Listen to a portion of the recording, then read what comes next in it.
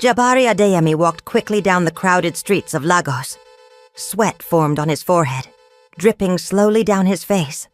The hot sun beat down on him, making his expensive suit feel heavy. He checked his watch again, frustration growing inside him. Jabari hated being late. Of all days, his driver had gotten stuck in Lagos traffic. Now, one of Nigeria's richest men was walking through a crowded street like nobody. People stared. He didn't care. Every second mattered. This wasn't just any meeting. Powerful foreign investors were waiting at a luxury hotel nearby. If he closed this deal, his father's empire would go global. Failure was not an option. The future of his company and thousands of jobs depended on him. Suddenly, without warning, a young woman rushed out from a small roadside cafe, holding a hot cup of coffee. She was moving so fast, she didn't see Jabari. Before he could step aside, she crashed into him. The coffee spilled all over his expensive suit, burning his chest and staining his clothes. Jabari froze, shock and anger filling his face. "What have you done?" He shouted loudly, attracting attention from passers-by. "Are you blind? Do you have any idea what you've just done?" The girl, Zuri Okafor, stood trembling before him. She looked exhausted, dark circles beneath her beautiful eyes. Her uniform marked her as a hotel cleaner, worn and faded from constant use. Her hands shook, her voice breaking as she spoke. "I'm so sorry, sir," she said, her voice shaking. "Please forgive me. I didn't see you.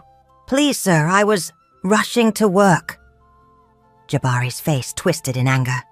People around them had stopped, whispering and staring. "Your apologies mean nothing," he snapped harshly. "Do you know how important today is for me? You've ruined everything." Zuri's eyes filled with tears. She begged forgiveness again, her voice becoming weaker. "I promise I didn't mean— Just move out of my way!" Jabari shouted, humiliating her in front of the watching crowd. He pushed past her, storming off without looking back. As he walked away, Jabari's mind burned with anger. He despised mistakes. From childhood, Jabari had always been perfect, first in school, later in business. He was cold, powerful, and always disciplined.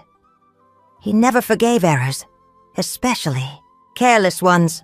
His employees knew this and feared disappointing him.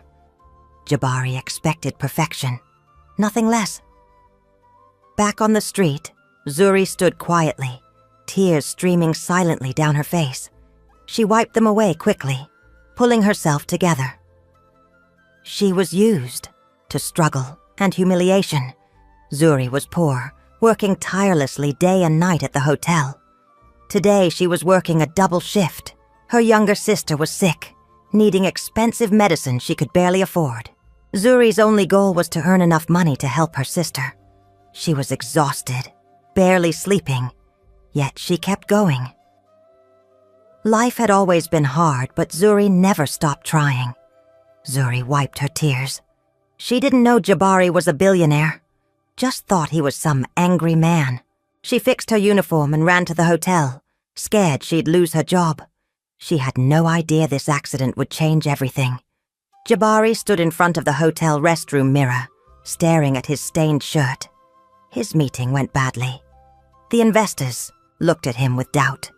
He clenched his fists, blaming Zuri for the mess.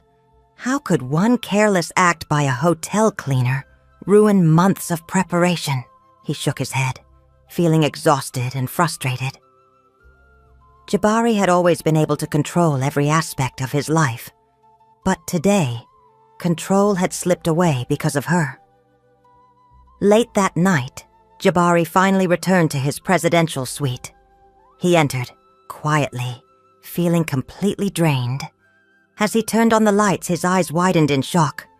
There, in the middle of his large, comfortable bed, was a woman, fast asleep. She was dressed in the familiar uniform of a hotel cleaner, clutching cleaning supplies tightly in her hand. Jabari moved closer, anger quickly replacing his initial shock. "Hey!" he shouted, shaking her awake. "What are you doing in my room?" Zuri's eyes flew open, startled and terrified. Realizing where she was, she quickly jumped up, panic flooding her face. "Oh God, I'm so sorry. Sir, I fainted. Please forgive me," she stammered, trembling with fear. "Fainted?" Jabari's voice rose sharply. "Do you think I'm a fool? First you ruin my morning, now you invade my privacy. No, sir, please believe me," Zuri pleaded, tears filling her eyes again. "I was so tired. I didn't realize I fell asleep. I was just cleaning the room and I don't remember anything else." Jabari stared at her coldly, unsympathetic. Without hesitation, he grabbed the phone and called hotel security. Within moments, security arrived, followed by the hotel manager. Zuri stood helplessly, head bowed in shame, as Jabari angrily explained what happened. "Sir, I promise you this was not intentional," the hotel manager said quietly, pulling Jabari aside. "This girl is Zuri. She's one of our hardest workers. She works double shifts almost daily. She's caring for her younger sister who's very sick. I swear to you, sir, she would never intentionally cause trouble." Jabari paused, his anger slowly fading into irritation. He glanced back at Zuri, noticing for the first time the deep exhaustion in her beautiful eyes. Despite her fear, there was a simplicity and humility about her that touched something deep inside him. "Let her go," Jabari finally said, his voice calm but still irritated. "But I don't want her near my room again." Security escorted Zuri out, and Jabari sank onto the bed, rubbing his temples. He couldn't explain why her face lingered in his mind, or why her quiet apologies affected him so deeply. He was irritated at himself now, confused by his reaction. Jabari had met many beautiful women, sophisticated and wealthy. Yet something about Zuri's honest simplicity made him uneasy in a way he didn't understand. Unable to sleep, Jabari paced the luxurious suite. He knew he could easily return to his mansion tomorrow, far away from this embarrassing incident. Yet, to his own surprise, he decided to stay at the hotel for a few more days. He justified this decision by telling himself it was purely about business, an attempt to salvage his ruined deal with the investors. But deep down, he knew it wasn't entirely true. Jabari Adeyemi sat alone by the window of his presidential suite. The lights of Lagos blinked in the distance, but his eyes didn't move. His bags were packed, his driver was waiting, and yet he didn't move. He picked up the hotel phone. "Extend my stay," he said. "For how long, sir?" the receptionist asked. Jabari hesitated. "Indefinitely."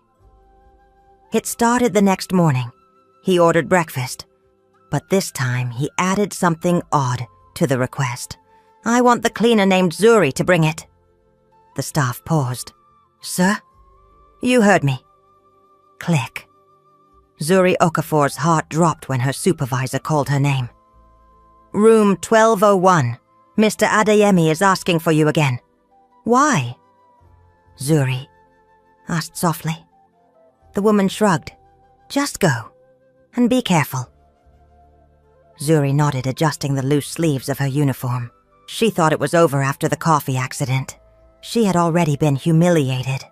Now he was calling her again? She didn't understand. When she knocked on the door, it opened almost instantly. Jabari stood in a crisp designer suit, no tie. His face was unreadable. She pushed the cart in, eyes on the floor. "You're early," he said. "I didn't want to be late again," she replied, her voice quiet. He didn't respond, just watched her place the tray gently on the table. Before she left, he said, "Your hands shake when you're nervous." Zuri froze. "I'm sorry, sir." He didn't say anything after that, Just close the door. Later, when she opened the tip envelope, she gasped. And 15,000, more than what she made in 2 days. Why would he give her that? The next day, it happened again. Lunch, dinner, the same request. Zuri only. Zuri started to panic. Was this a trap? Was he mocking her? Her body was tired, her mind even more. She needed the money, but her pride was starting to feel heavy. In the staff kitchen, whispers started. Is he watching her? She spilled coffee on him last week. Now he's tipping her more than managers earn. Maybe he's trying to get her fired.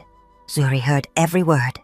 She kept her face still, but her heart beat faster. On the 4th day, when she arrived, Jabari invited her to sit. I don't sit in guest rooms, she replied politely. I'm not a guest, he said. I'm a man with a question. She blinked. Do you always work this hard? She hesitated. I don't have a choice. Silence stretched. Is it your family? My sister, she whispered. She's sick. We don't have anyone else. He said nothing, but his face changed, just for a second. Then she stood. Thank you for your kindness. I should go. He nodded. Take care, Zuri. That night, she returned to the laundry room to grab her cart. But something was tucked beneath her folded cloth. An envelope, no logo, just her name, handwritten. Her heart skipped. She opened it slowly. Meet me after your shift. Garden entrance. Don't worry, you're not in trouble. J.A. Zuri stared at the paper. What did he want now? Zuri stared at the note all night. She didn't reply. She didn't throw it away either. When her shift ended, her feet carried her slowly toward the back garden entrance, heart pounding the whole way. She told herself she was just going to pass by, just to see if he was really there. Jabari stood near a tall palm tree, checking his watch. When he saw her, his shoulders relaxed. I thought you wouldn't come, he said quietly. Zuri kept her distance. I wasn't sure if I should. He nodded. That's fair. Silence. Then he stepped forward. Zuri, I'd like to drop you home tomorrow. Her eyes widened. Sir? I want to understand where you come from. No pressure. I just want to see your world. Zuri shook her head. I don't think that's a good idea. I won't come in. I just want to drop you. That's all. She looked at his eyes, usually sharp and commanding. Tonight they looked gentle. She paused, then whispered, Only if we don't tell anyone. He nodded once. Done. The next day, Jabari stood beside a black SUV in the staff parking area. Zuri stepped out shyly, wearing the same faded sandals she always wore after shifts. No guards? She asked. Not today. The car moved slowly through the heart of Lagos, leaving behind the bright hotel lights. They reached her street, narrow, dusty, loud with generators and crying children. Zuri looked embarrassed. I can go the rest of the way. I'll walk with you, he said. She hesitated, then nodded. He followed her past broken gates and old walls. They reached a small one-room house. Clotheslines crossed the yard. A little girl coughed from inside. Zuri opened the door. That's my sister, Lami. The child looked up weakly. Her eyes lit up when she saw Zuri. Did you bring bread? Zuri smiled softly. I'll get some tomorrow, okay? Jabari watched quietly. He said nothing. But when he returned to the hotel that night, something inside him cracked. He had seen the world through her eyes now. He couldn't unsee it. The next day, Zuri came to work and found a pharmacy bag tucked in her locker. Inside were antibiotics and vitamins, with no name attached. She froze. and then smiled. Just a little. Every few days, more small things appeared. A grocery bag, a prepaid clinic receipt. But Jabari never said a word, not even when they crossed paths. Just a nod, a look. In the quiet of his suite, Jabari stood at the window again. His company was doing fine. The investors were back on board. His mother had returned to London. And yet, he hadn't gone home. Why? Why was he still here? Why did Zuri's smile haunt his thoughts?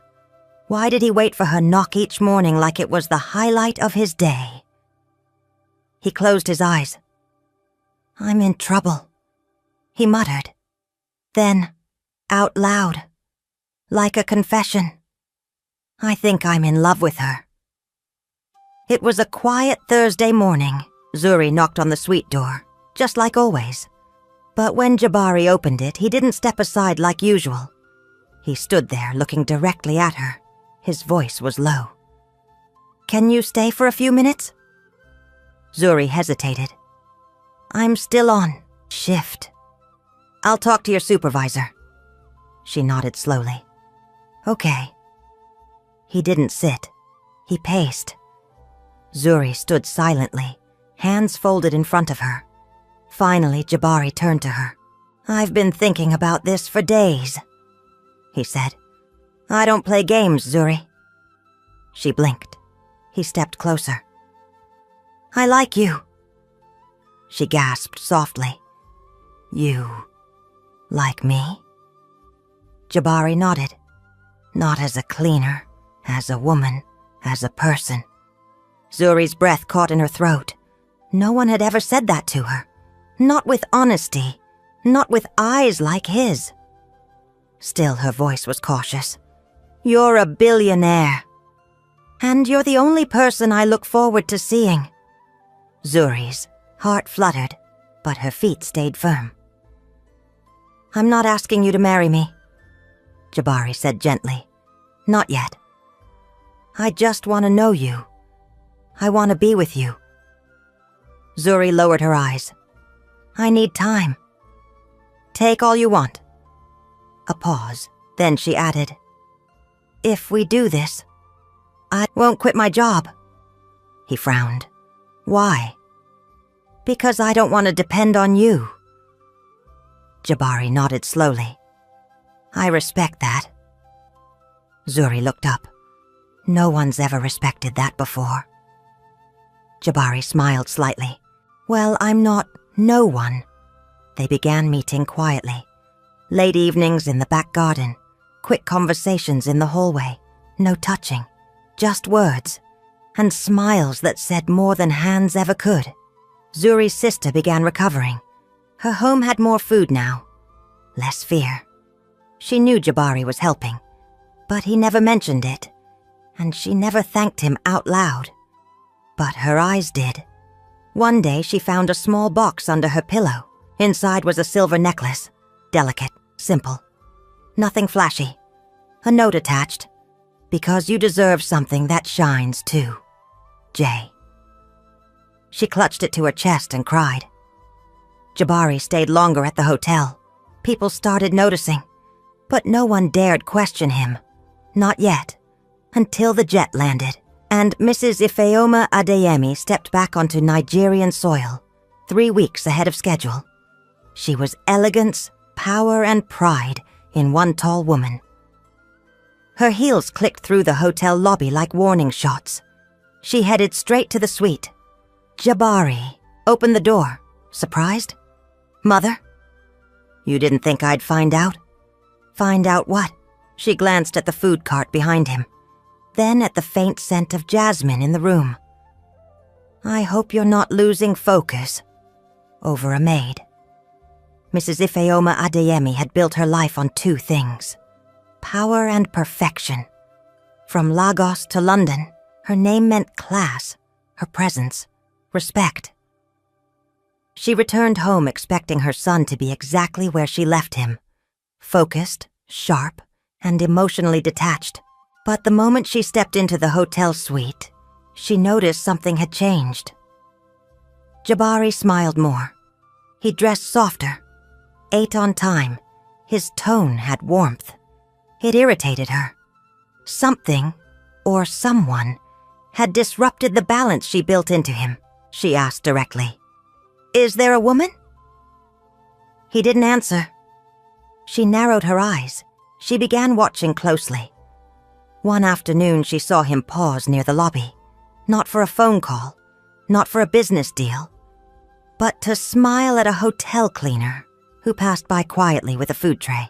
That was all she needed. The next morning, Zuri received a note, this time not from Jabari. It was handwritten, formal. "You are cordially invited for tea with Mrs. Adeyemi, Suite 1102, 4 p.m. sharp." Zuri's heart pounded. She didn't tell Jabari. She just ironed her best dress, tied her bun tighter, and prayed to stay calm. At 4 p.m., she knocked gently. Mrs. Adeyemi opened the door herself.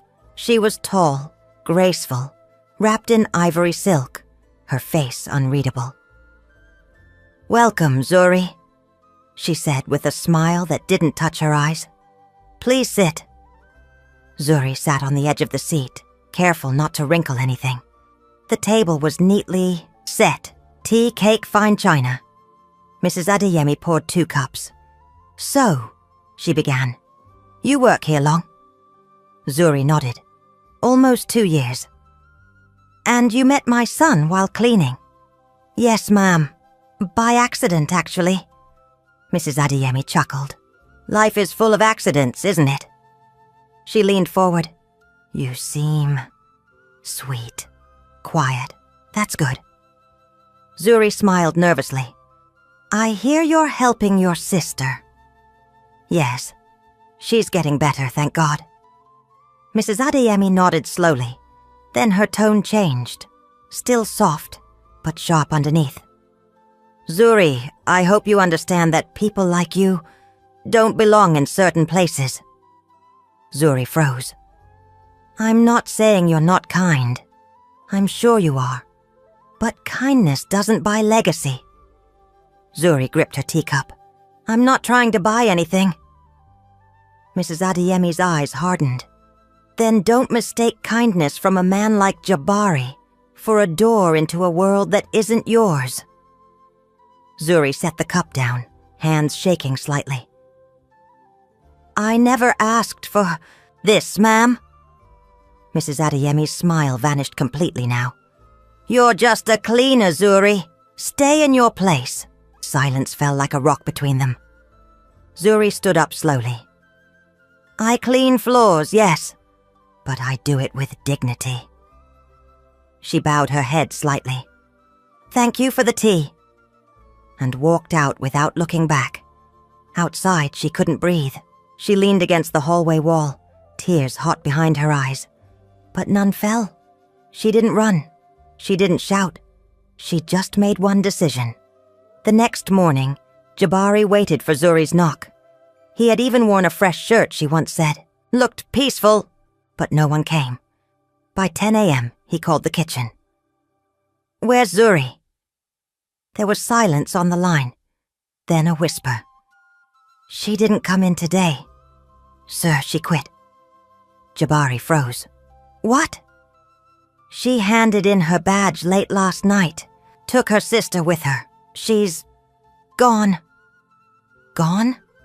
No goodbye, no message, nothing.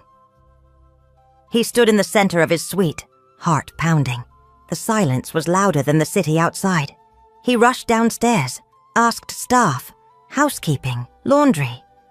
No one knew where she'd gone, not even her closest co-worker. She just said, "I've had enough." Then she walked away. Jabari left the hotel in his car, searching the streets of Lagos. Nothing. That night, his phone rang. It was his mother. "I hope you've come back to your senses," she said. Jabari didn't answer. She continued. "Some women are seasonal, son.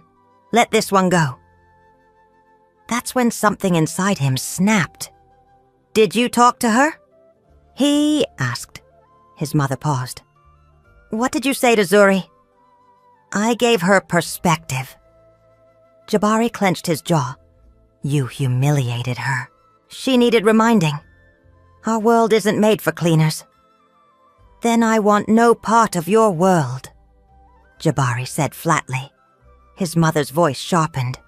Jabari, I will never forgive you for this. Click. He hung up. Back in his suite, the air felt heavy. He sat on the bed she once fainted on, the couch she once stood near, the window she once shyly admired. She had left behind no perfume, no picture, just a presence that haunted everything. He opened the drawer, pulled out the silver necklace he had planned to give her next. It still sparkled, but it meant nothing now. Not without her. Days passed. He returned to his mansion, but it didn't feel like home. Rooms felt empty. Laughter felt distant. He threw himself into work. But every boardroom looked dull. Every voice boring. He searched online for her. Nothing. He drove back to her neighborhood. Her house was empty. Just a locked door and a neighbor who said, she left quietly, took her sister, didn't say where. One evening he stood on his balcony, looking at the stars. He whispered her name. Zuri. The world had never felt this quiet. His assistant brought in papers to sign. Sir, this new contract. Jabari didn't respond. Instead, he asked softly, do you believe some people only come once in a lifetime? The assistant blinked. Sir? Never mind. He stood up and said, I'm going to find her. Zuri vanished without a word. But did she leave by choice? Or did Jabari's proud, ruthless mother erase her like a stain on the family name? Jabari gave up everything to find her. But when love returns, it doesn't always look the same. In part 2, secrets will explode, loyalty will be tested, and Jabari will finally learn the truth about what really happened to Zuri. Hit that subscribe button so you don't miss the moment everything changes.